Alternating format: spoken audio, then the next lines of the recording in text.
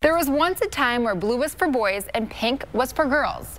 Similarly, certain sports were thought to be for men and certain activities labeled as female. Today, men and women all over the world are defying outdated stereotypes and paving their own ways.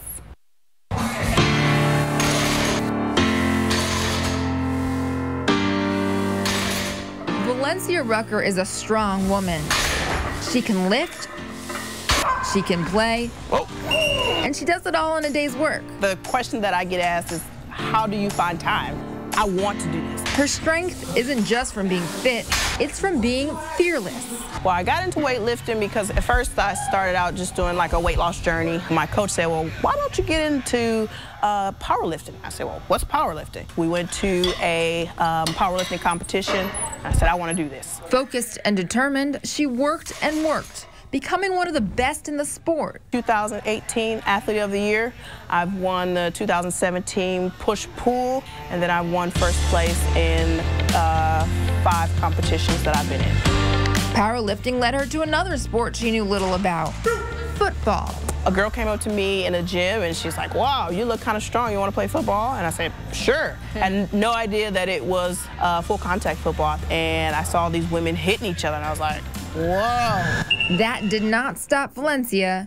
Come on, there we go. Now she's a tight end for the Cleveland Fusion, a women's pro football team whose season starts April 6th.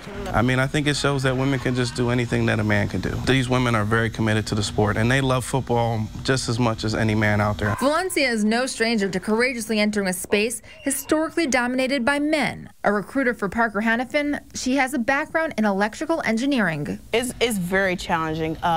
Every day at work, there's always a 3-to-1 male to female ratio, and the praise that I get from my boss gives me confidence that I can do things outside of work as well. Valencia's ability to ignore traditional gender roles has led her to happiness.